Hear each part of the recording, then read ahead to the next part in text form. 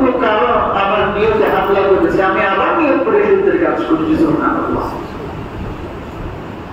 মাথায় জুব্বা, শরীরে বিশাল লম্বা জুব্বা লাগিয়ে দিলাম, মাথায় পাগড়ি দিলাম, সুন্দর করে লম্বা দাড়ি রাখলাম, সারাক্ষণ মানুষের সামনে বসতে পড়ে আমি আল্লাহর খোদার নাম নিই, কিন্তু আমার ভিতরে যদি ইখলাস খুলুসিয়ত যদি ঠিক না থাকে, আমার এইগুলার কোনো মূল্য।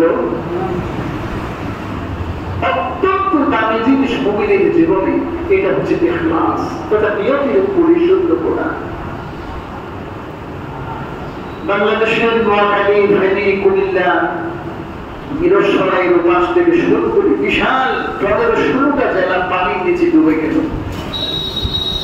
প্রত্যন্ত অঞ্চলে প্রায় সকল ইসলামিক ঘরানার মানুষ, সাধারণ মানুষ, পলিটিক্যাল বা পলিটিক্যাল প্রত্যেকে খেদমতের জন্য, দানের জন্য আগাই গেছে, যায় না?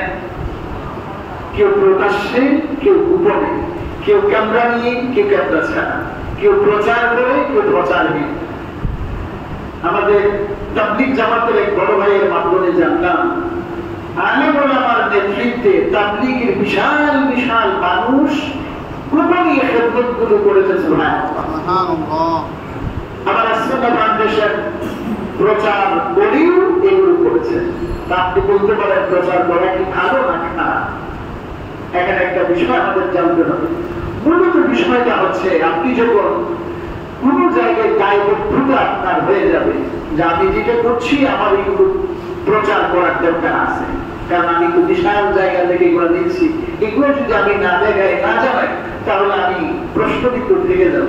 তো ওই নিয়তে প্রচারের জন্য, আমার স্বচ্ছতার জন্য, মানুষের সামনে প্রচার করে আমার বড় সুরের ঘাট বাড়ানোর জন্য, বেশি পরিমাণে যেন আমার এখানে আরো মানুষের হাতিয়া আসে, এই নিয়তে লোক দেখান না, অহংকারের জন্য না, স্বচ্ছতার জন্য, দিনের খেদমত বেশি করার জন্য যখন আপনি এটা প্রচার করতেন, এটাতে কোনো সমস্যা নেই।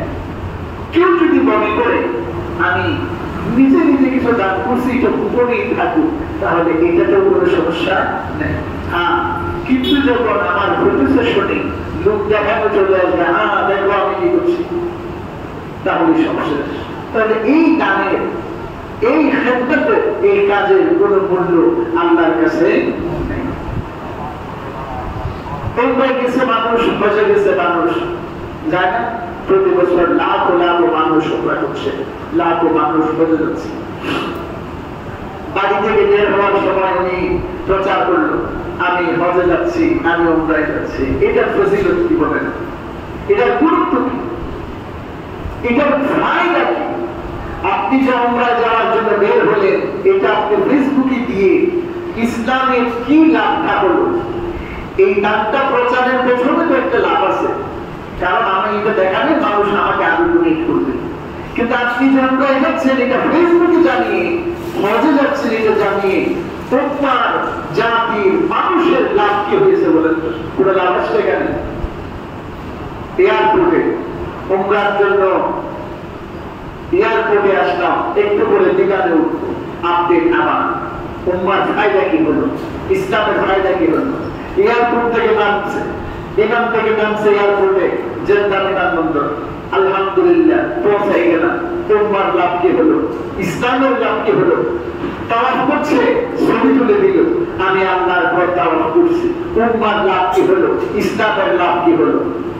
আপনি বলেন আমার এখনো অন্তরে কিছু নাই, অন্তরে থাকে না, অন্তরে শয়তান আপনাকে ওয়াসওয়াসা দিয়ে দেখাও তুমি আমরায় আসছো, প্রচার করো তুমি হজে আসছো। এই যে আপনার ভেতরে শয়তান ঢুকে যদি এই কাজটা করে দিতে পারে, আপনার এই লাভ ধ্বংস করে দিবে। তাহলে যে কাজে উম্মার কাছে আপনার দায়বদ্ধতা নাই, সামষ্টিক তাদের কোনো ফায়দা নাই, শুধু দেখতে প্রচারটাই হবে, ওই কাজগুলোতে নিজেকে গোপন করা অতি জরুরি। আপনি 100 যদি হজ করেন, উম্মতের কোনো ফায়দা আছে বলেন না? মানুষের কোনো লাভ আছে না? আপনি একাই ইবাদত করছেন। এই সমস্ত কাজগুলোতে আমাকে নিয়ত পরিশুদ্ধ, কেউ যদি বলে আমি দীর্ঘদিন পর্যন্ত আসতে পারিনি, শুকরিয়া আদায়ের জন্য এটা দিছে, আমার এখানে অন্তরে কিছু নেই, একটু করে জানাইদের দোয়া করিয়ে যাচ্ছি। এটা হচ্ছে কমপ্লিটলি নিজের অন্তরের উপরে আপনার আধিপত্য থাকতে হবে। আমি আমার অন্তরকে রিয়া থেকে হেফাজত করেছি, এটা ভিন্ন কথা। আমি আপনার অন্তরে ঢুকে দেখি নাই কি আছে, কিন্তু আপনার অন্তরকে আমার অন্তরে হেফাজতের দায়িত্ব আমার। আমার হককে ইখলাসের ভিত্তিতে তৈরি করার দায়িত্ব আমার। ভালো করে দান করছেন, মানুষকে দিলেন, ত্রাণ দিলেন, তো ত্রাণ দেওয়ার সময় তার ছবি তোলার মাঝে ভাই থাকে। আমাদের সমাজটা দেখেন কিভাবে আস্তে আস্তে পৌঁছে গেল। আপনি একজন গরিব অসহায় মানুষের হাতে ত্রাণ তুলে দিচ্ছেন, ওই মুহূর্তে তার ছবি তোলার দরকারটা কি? লাভ কি এখানে? সব কাজে আজকে আমরা এই যে এভাবে করে এগুলো ঢুকাই দিচ্ছি, লাভ কি হচ্ছে?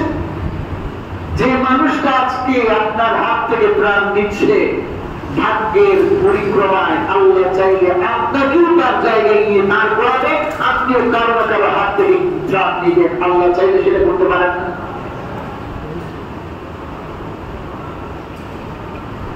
আল্লাহ চাইলে সবই পারেন, আল্লাহ চাইলে সবই পারেন।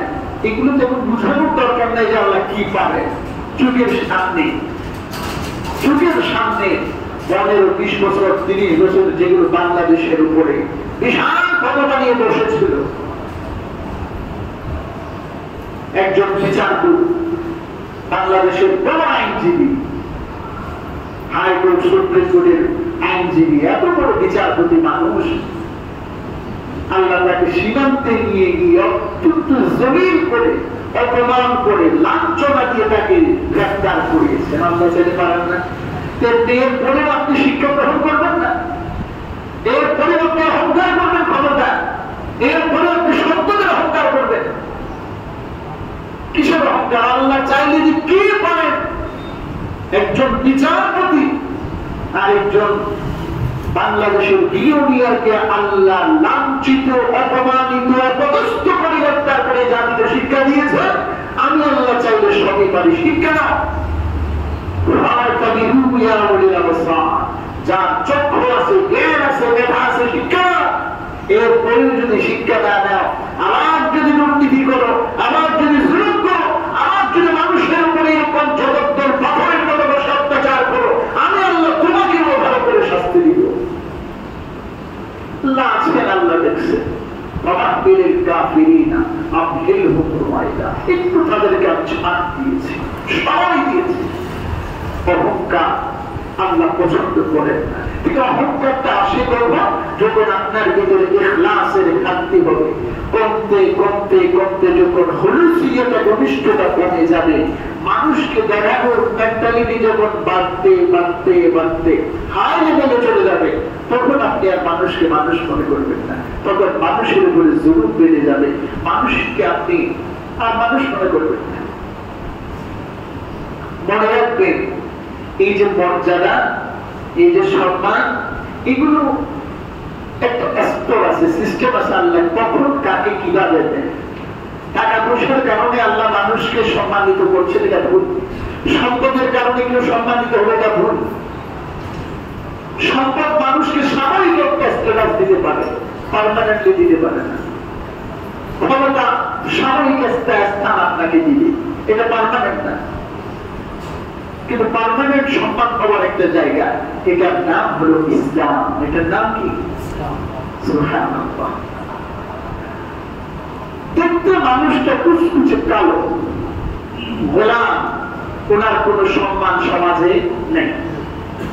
নাম হযরত বেলাল রাদিয়াল্লাহু তাআলা। হাবশী যারা, গোলাম যারা, ওনাদের কোন সম্মান সমাজে তৎকালীন সময় ছিল না, ওনাদের কোন মর্যাদাও ছিল না, কোনো কিছু নেই। তো মক্কা বিজয়ে আল্লাহর কাবার উপরে দাঁড়িয়ে আযান দেওয়ার মতো বিশাল সম্মানের কাজটা আল্লাহ রাসূল হযরত বেলালের মাধ্যমে দিয়েছে। সুবহানাল্লাহ। রাসূল ইসলামের বুকের সাথে জোড়ায় জোড়া সালমান ফারিসি, সেই কোন ইরান থেকে আসছে, কোথা থেকে? ইরান থেকে। সালমান ফারসি রাদিয়াল্লাহু তাআলা সম্মান পেয়েছেন ইসলামের ভিত্তিতে। হযরত বেলাল হাবশী সৌন্দর্য নাই, বংশীয় মর্যাদা নাই, টাকা পয়সা নাই, ক্ষমতাও নাই। সমাজ যেগুলো নিয়ে মূল্যায়ন করে, টাকা পয়সা, ব্যাংক ব্যালেন্স প্রচুর, গাড়ি বাড়ির মালিক ওনাকে সম্মান করা রাখবে, ক্ষমতাশীল বড় নেতা সম্মান করা রাখবে, সুন্দর সম্মান করা রাখবে, একটা মূল্যায়ন আছে। হযরত বেলালের একটাও নেই, সৌন্দর্য নেই, টাকা পয়সাও নেই, বংশীয় মর্যাদাও নাই, রাজনৈতিক শক্তিও নাই। এরপরেও রাসূলুল্লাহ বলছেন, হযরত বেলাল, আমি রাত্রিবেলা স্বপ্নে দেখি আল্লাহ আমাকে জান্নাতে নিয়ে গেলেন। সুবহানাল্লাহ। আমি দেখছি আমার সামনে দিয়ে দিয়ে তুমি হাঁটছো, আমি তোমার পায়ের আওয়াজ শুনতে পাচ্ছি। সুবহানাল্লাহ। বেলাল, তুমি এমন কি আমল করো যে আমলের কারণে আমি জান্নাতে তোমাকে আমার আগে আগে হাঁটতে দেখতে পেলাম? সুবহানাল্লাহ বলবেন। বেলাল বলছেন, ইয়া রাসূলুল্লাহ, আমি দুই রকম কোন বড় আমল করি না, তবে হ্যাঁ, আমি যখনই ওযু করি প্রত্যেকটা ওযু করার পরে আমি 2 রাকাত নামাজ পড়ি। সুবহানাল্লাহ বলেন। এই আমলটা আমি রেগুলার করি। যখনই আমি ওযু করি, ওযু করার পর আমি 2 রাকাত তাহিয়াতুল ওযুর নামাজ পড়ি। সুবহানাল্লাহ। যখনই ওযু করছি আমি দাঁড়ায় 2 রাকাত নামাজ পড়ছি। এই আমলটা আমি কন্টিনিউ করি। আল্লাহ রাসূল এই ঘটনা মানুষের সামনে বলে, জাতির সামনে, মুসলমানদের সামনে প্রকাশ করে বুঝাই দিলেন, মর্যাদা পাওয়ার জন্য শারীরিক সৌন্দর্যের দরকার হয় না, মর্যাদাবান হওয়ার জন্য ক্ষমতার দরকার হয় না, মর্যাদাবান হওয়ার জন্য বিশাল সম্পত্তি, সৌন্দর্য, বংশ কিছুর দরকার হয় না।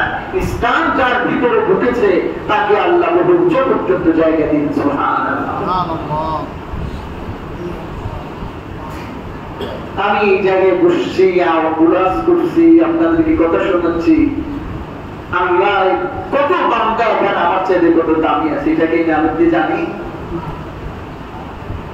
আমরা তো মনে করি আমরা মসজিদের ইমাম, খতিব, বক্তা হলেই কোনো অনেক দামি হয়ে গেছি। না, এগুলো দামি হওয়ার মানদণ্ড নয়। এটা আমরা হয়তো কিছু পড়ালেখা করেছি, একটু ভালো হতো বলতে পারি, এই জন্য এই জায়গাটা পেয়েছে। কিন্তু আল্লাহর কাছে প্রিয় হওয়ার জন্য আমার এই চেয়ার, আমার এই জ্ঞান, আমার এই কথা বলা কোনো মানে রাখে না। ইন্না আকরামাকুম ইনদাল্লাহি আতকাকুম। আল্লাহর কাছে ওই ব্যক্তি সবচেয়ে সম্মানিত যার ভেতরে তাকওয়া বেশি পরিমাণে রয়েছে। সুবহানাল্লাহ। বড় হুজুর আল্লাহর কাছে দামি হবে গ্যারান্টি নেই, বড় আল্লামা আল্লাহর কাছে এটা সম্মানিত হবে তার কোনো গ্যারান্টি নেই। আল্লাহর কাছে সম্মানিত হওয়ার জন্য, দামি হওয়ার জন্য এগুলো কোনো মানে রাখে না। তাকওয়া যার ভেতরে, খলুসিয়ত যার ভেতরে, একনিষ্ঠতা যার ভেতরে যত বেশি, আল্লাহর কাছে উনি দামি তত বেশি। সুবহানাল্লাহ। রিকশা চালায় মানুষটা, ভ্যান চালায়, রিকশা চালাইতে চালাইতে আল্লাহর নাম জপে, কেউ এটাকে খবর রাখে? রিকশার পেডেলে উঠিয়ে বসে যতক্ষণ রিকশা চালায় আল্লাহর জিকির করে। আযান হলো, যে জায়গায় মসজিদ পেয়েছে দাঁড়ায় নামাজটা আদায় করে দিল। নামাজটা আদায় করার পর রাতের বেলা 2 মুঠো ভাত খেয়ে ঘুমাই গেল। কোন মানুষের সাথে তার ঝগড়া নাই, কিছু নাই, মারামারি নাই, সত্যি কোনো কারবার নাই, শিরিক নাই, বিদআত নাই, কিছু নাই। আপনি বুঝতেও পারবেন না এটা বড় মুহাদ্দিস আল্লামার বহু বছর আগে জান্নাতে চলে গেছে। সুবহানাল্লাহ। আর এটা তো সামান্য রিকশা ছিল, এটা তো ভ্যান চালক ছিল, ছোট্ট একটা পানের দোকান করত, টাকা পয়সাও যেমন ছিল না, ঘর বাড়ি বিল্ডিং ছিল না, গাড়ি বাড়ির মালিকও ছিল না। জান্নাতের পাবে গেল কেমনে? ইন্না আকরামাকুম ইনদাল্লাহি আতকাকুম। এটা তাকওয়ার লেভেল বহু উঁচুতে ছিল। এটা সারাক্ষণ আল্লাহকে স্মরণ করেছে, মানুষকে দেখানোর মতো তার কিছু ছিল না। এই জন্য যার ভিতরে তাকওয়ার লেভেল বাড়তে থাকবে, আল্লাহর কাছেও তার মর্যাদা বাড়তে থাকবে। বলি সুবহানাল্লাহ। আল্লাহ আমাদেরকে তার দান করুন। আমিন। ভাইরা, আমি সবসময় বলি যে কাজগুলোতে আপনার অহংকার আসবে, এই কাজগুলোতে নিজেকে একটু কন্ট্রোল করতে হবে। যেখানে আপনার মনে হচ্ছে এখানে আমার অহংকার আসতেছে, ওখানে অহংকারকে মাটি চাপা দেওয়ার কাজ করতে হবে। বহুবার বলেছি, অহংকার যেন না আসে সমাজের নিচু শ্রেণীর মানুষের সাথে মিশবে, যার সাথে মিশতে পরে আপনার আভিজাত্যে আঘাত লাগতে পারে বলে মনে হয় মিশবে। সালাম একটা বড় বিষয়। 2 টাকা পকেটে থাকলে গরিব মানুষকে সালাম দিয়ে দিচ্ছে করে না। রিক্সা ড্রাইভার, ব্যাংক চালক সমাজের একটু নিচু শ্রেণীর, আল্লাহ বলছেন এগুলো আমি একটু ভাগ করেছি লিতাআরাফু। কবাইল গুলোকে আমি ভাগ করেছি, স্তর দিয়েছি, উচ্চ শ্রেণী দরিদ্রের জন্য। আল্লাহ বলছেন এগুলো আমি দিয়েছি একটু পরিচিতির জন্য। কিসের জন্য? এগুলোর কারণে কোনো কারো মর্যাদা বৃদ্ধি পাবে কতই কেন না। তাদেরকে সালাম করবেন, রিক্সাওয়ালা দেখলে সালাম দিবেন, ব্যাংক চালককে সালাম দিবেন। নিচু মানুষ রাস্তা দিয়ে বসে আছে, গরিব কাপড় চোপড় ছাড়া গিয়ে সালাম দিবেন। কারণ আমার রাসূল বলেছেন সালাম বারিয়ুম মিনাল কিবর। যে ব্যক্তি প্রথমেই সালাম দেয়, রাসূলুল্লাহ বলছেন সে মানুষ অহংকার থেকে মুক্ত। সুবহানাল্লাহ।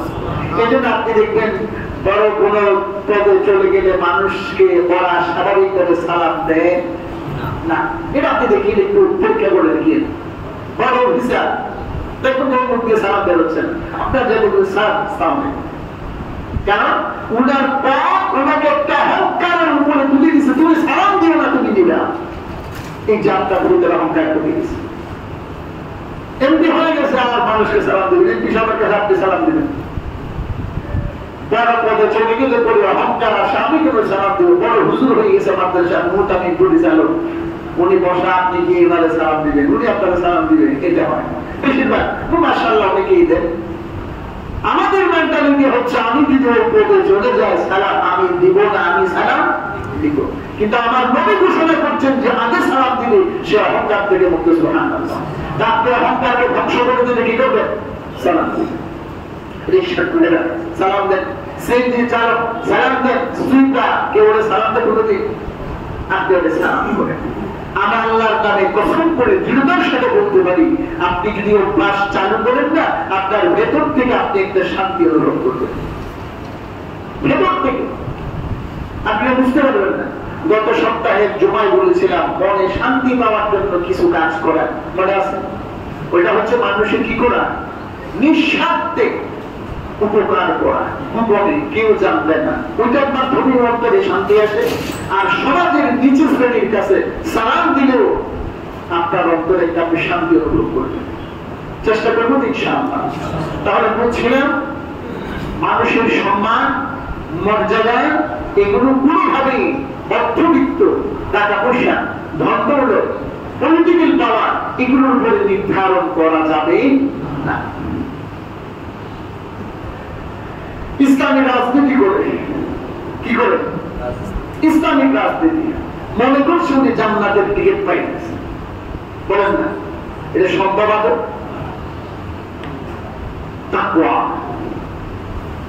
তাকওয়ার লেভেল যদি আপনার কিছু হয়, আপনি বড় আমির হলেও কোনো যাচ্ছে হবে না।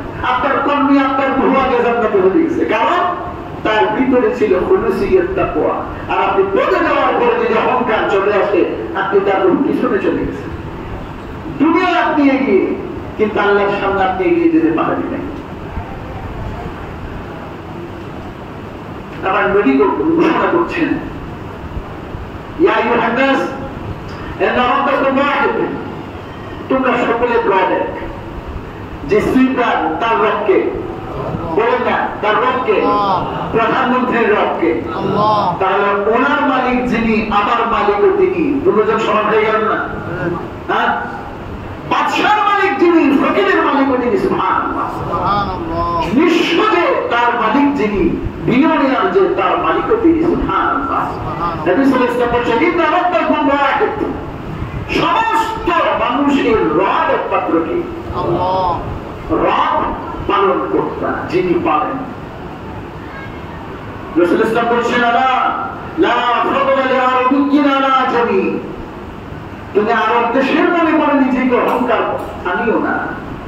অনারব বাংলাদেশের কোন নাগরিক, তুমি আমার পুত্রে আমার বংশে জন্মগ্রহণ করেছো, এই কারণে অনারবের একজন মানুষের ছেলে তুমি দাবি হয়ে যাবে, এবং তার আল্লাহু আকবার কথার মাধ্যমে বলে গেছেন।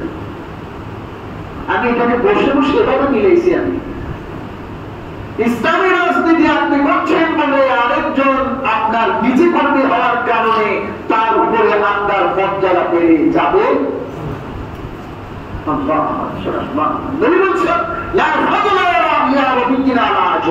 অনারবের উপরে আরবের কোন মর্যাদা নেই। আরবের চেয়ে কোন আরবি, আরবির চেয়ে কোন আরবি, মাত্রের কোন পার্থক্য নাই, সব সমান।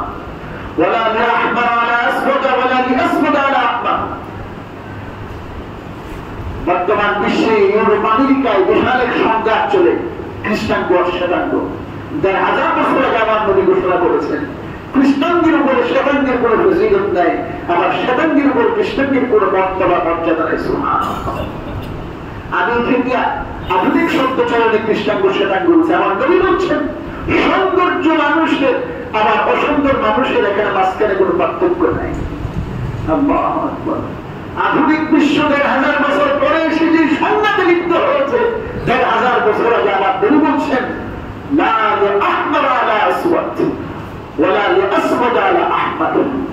খ্রিস্টানদের উপরে শ্বেতাঙ্গ, শ্বেতাঙ্গের উপরে খ্রিস্টান কোন মর্যাদা নাই। এই মর্যাদা একমাত্র নির্ধারণ করবে রাসূলুল্লাহ তাকওয়ার মাধ্যমে। রাসূলের বংশের ভেতরেই জন্ম নিল আবু লাহাব। কোন মর্যাদা আছে? বলেন না, কোন মর্যাদা আছে? কোন থেকে আসলো সালমান ফারসি?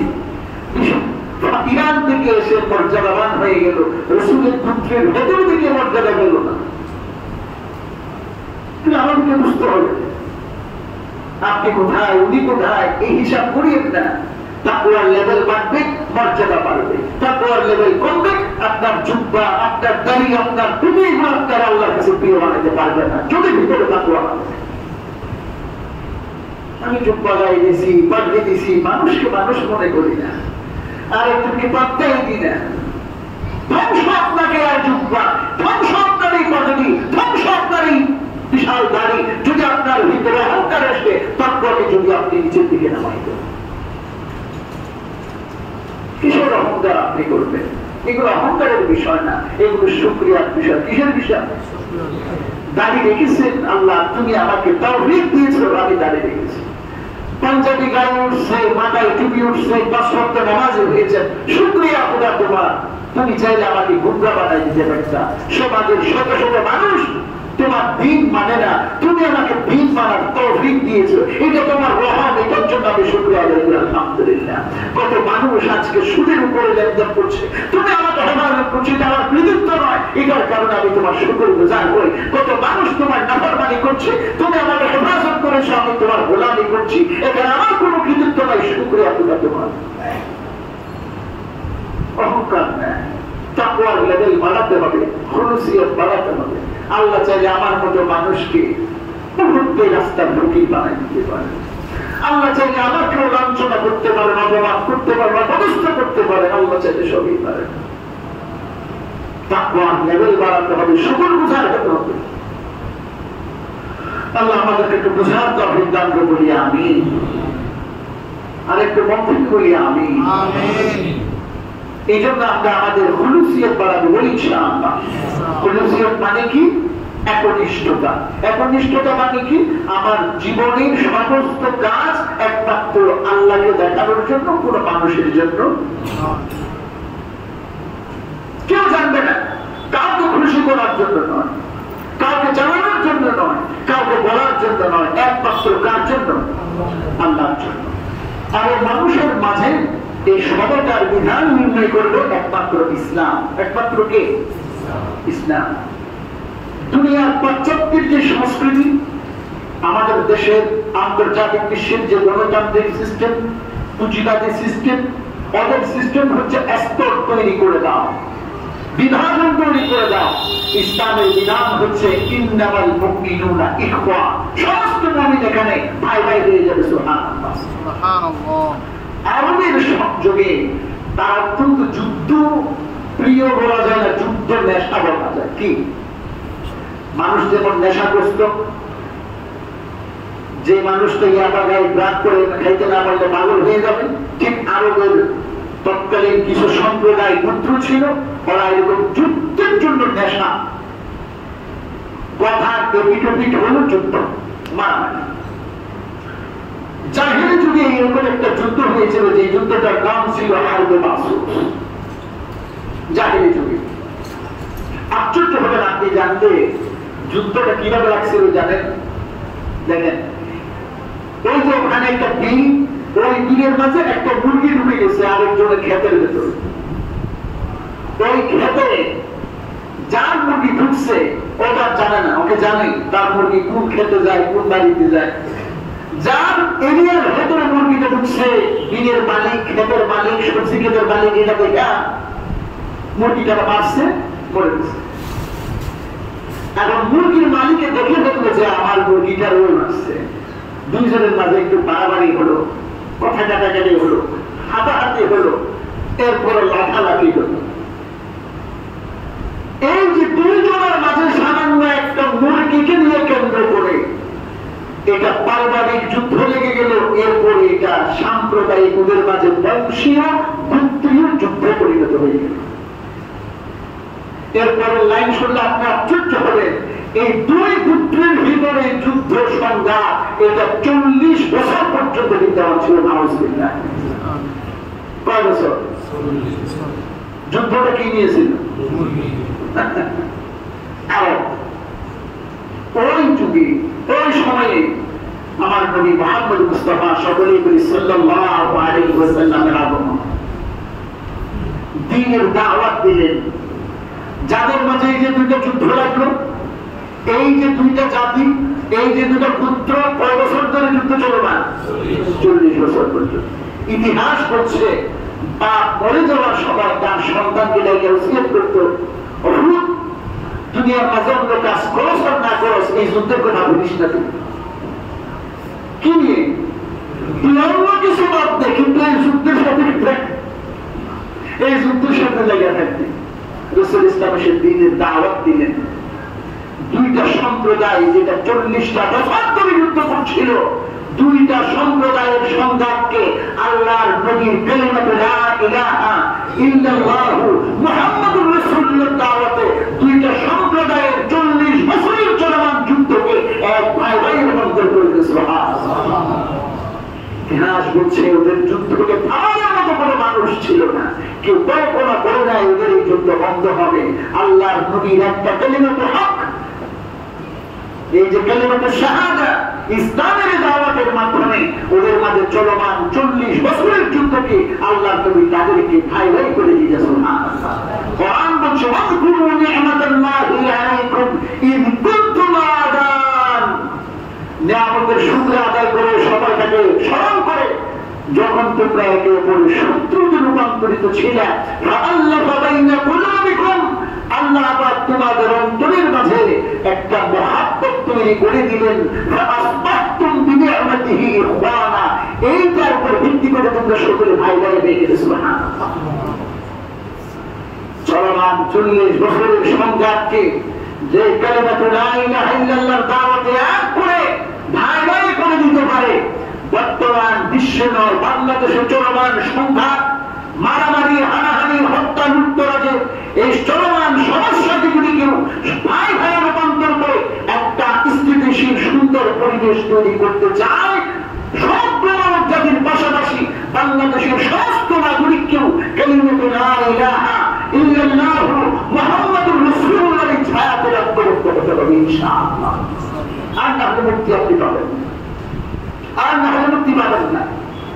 আপনার কালিমায়ে আমার কালিমায়ে, আপনার রবে আমার রব সেই, আপনি যে কাবা আমিও সেই কাবা, আপনার যদি যে মুহাম্মদুর রাসূল সাল্লাল্লাহু আলাইহি ওয়াসাল্লাম, আমার নবীও সেই মুহাম্মদুর রাসূল সাল্লাল্লাহু আলাইহি ওয়াসাল্লাম, এই মানদণ্ডকে এক হিসেবে ধরে কওমি, সুন্নি, হেফাজত, তাবলীগ, চরমনাই, জামাত ইসলামের সেই ইরতিদাবে ভুলে গিয়ে যতদিন পর্যন্ত আপনি এক হতে পারবেন না, ততদিন পর্যন্ত এই জাতি কোনোভাবেই শান্তি আসবে না।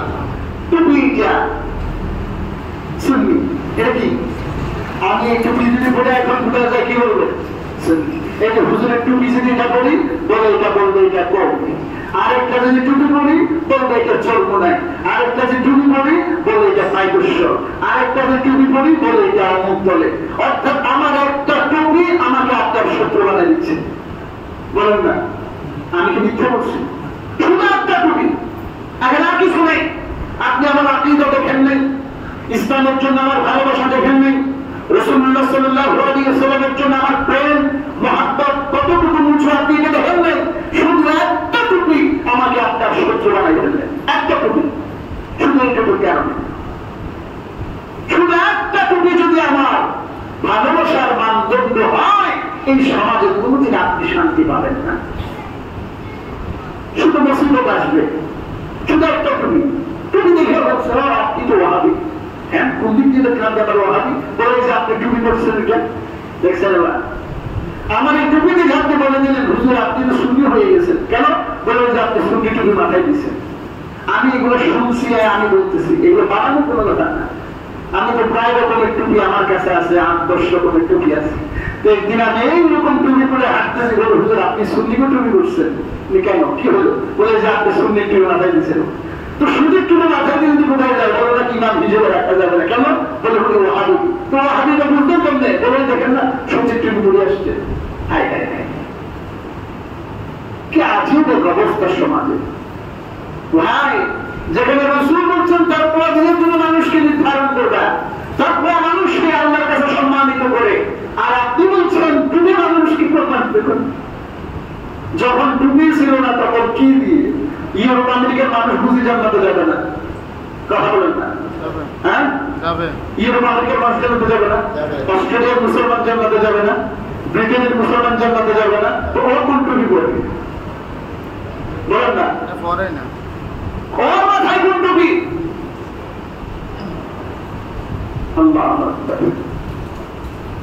আল্লাহ কি আপনাকে কি আমাদের ময়দানে জিজ্ঞেস করবে দাও কওমি নাকি সুন্নি, জামাত না হেফাজত নাকি সরমুনায় না আহলে হাদিস বলো? তো বলবে আল্লাহ আমি তো কওমি, যা তুই জান্নাতে চলে যা। এরকম কোনো বিষয়? আল্লাহ আমি তো সুন্নি, এই যা তুই জান্নাতে যা। আল্লাহ আমি আহলে হাদিস, এরকম কোনো বিচার হবে? তাকে যেগুলো আল্লাহ যে বিষয় নিয়ে কোনো ভাববেও না, জিজ্ঞেসও করবে না, জীবন ফেলে দিয়েছেন এইগুলোর মাঝে আপনি মনোনিবেশ করতে করতে কবর ফেরেশতা এসে জিজ্ঞেস করবে ওই মুর্দা ওঠ দাম তুই কোন দল? ধর্মীগুলা আজীব এক অবস্থা। আপনাদের কাছে অত্যন্ত বিনয়ের সাথে আরজ করব, আসুন না এগুলো ভেদাভেদ এগুলো বাঁধতেন। কওমি সুন্নি আহলে হাদিস ও মুক্তমুখে ভেদাভেদ বাঁধতেন। রাসূলুল্লাহ যে মানদণ্ড রেখে গেছেন লা ইলাহা ইল্লাল্লাহু মুহাম্মাদুর রাসূলুল্লাহ, মানদণ্ডের ভিত্তিতে আসে না। আপনি কওমি এটা নিয়ে আল্লাহর কাছে আপনি মুক্তি পাওয়ার কোনো 1% চান্স নাই। আমি হেফাজত এটা দেখে আপনি মুক্তি পাওয়ার 1% চান্স নাই। আমি জামাত এটা বলে মুক্তি পাওয়ার চান্স নাই। আমি আহলে হাদিস এটা নিয়ে বলে মুক্তি পাওয়ার চান্স নাই। আর আমি 40 বছর 50 বছর জীবন নষ্টই করছি শুধু এগুলোর ফেলাতে। নিজেকে বলেন না আমি মডেল মুসলমান, নিজেকে কি বলবেন? আমি মুমিন, আমি একজন মুসলমান, আমি আল্লাহর বান্দা। আমি এই মানুষটাকে ভালোবাসি শুধুমাত্র আল্লাহর বান্দা হওয়ার কারণে। এই মানুষটাকে আমি একমাত্র কারণে ভালোবাসি, উনি আমার রাসূলকে ভালোবাসেন এই কারণে, আর কোনো দরকার নেই। উনি কওমি হলেও ভালোবাসেন, সুন্নি হলেও ভালোবাসি, আহলে হাদিস হলেও ভালোবাসি, তাবলীগ হলেও ভালোবাসি, হেফাজত হলেও ভালোবাসি, জামাত হলেও ভালোবাসি, বিএনপি করে ভালোবাসি, আওয়ামী লীগ করে ভালোবাসি। একমাত্র মানদণ্ড আমার আল্লাহ, আমার রাসূলকে যদি সে ভালোবাসে মানে আমিও তারে ভালোবাসি। বিভাজন বন্ধ করে। রাসূল বলেছেন বিভাজন নেই, বিভেদ নেই, আমরা বিভেদ গুলো তৈরি করেছি। আল্লাহ এই জাতিকে হেফাজত করে বলে আমি, আমাদেরকে হেফাজত করে বলে আমি, যতদিন পর্যন্ত বেঁচে থাকবেন অন্তত হেফাজত মুক্ত থাকে। কওমি আপনি যাবেন, হেফাজত যাবেন, আহলে হাদিস যাবেন, জামাত চরমুনায় জিদুর করুন, সবাই দিবেন ভালোবাসবেন। আমার রাসূলকে ভালোবাসে, আমি তারে ভালোবাসি। আমার আল্লাহকে ভালোবাসে, আমি তারে ভালোবাসি। শিরকে নাই, বিদআত নাই, খারাপে নাই, আমি তারে ভালোবাসি। আপনি আমার এবার বলবেন আমি জিদুর করি, মানুষের ব্যক্তিগত একটা পছন্দ থাকবে, কিন্তু বিভাজন বলে না, বিভাজন থাকবে না। বিভাজন মুক্ত সমাজ গড়ার জন্য আমার নবী কাজ করে গেছেন, বলেছেন সাহাবায়ে কেরাম বিভাজন আমরাও নিজের জীবনকে, সমাজকে তো গঠন করা সহজ না, কঠিন। রাষ্ট্রকে বিভাজন মুক্ত করা কঠিন, অন্তত আমি আমার মনকে কি করবো? বিভাজন মুক্ত করবো ইনশাআল্লাহ। আসসালামু আলাইকুম।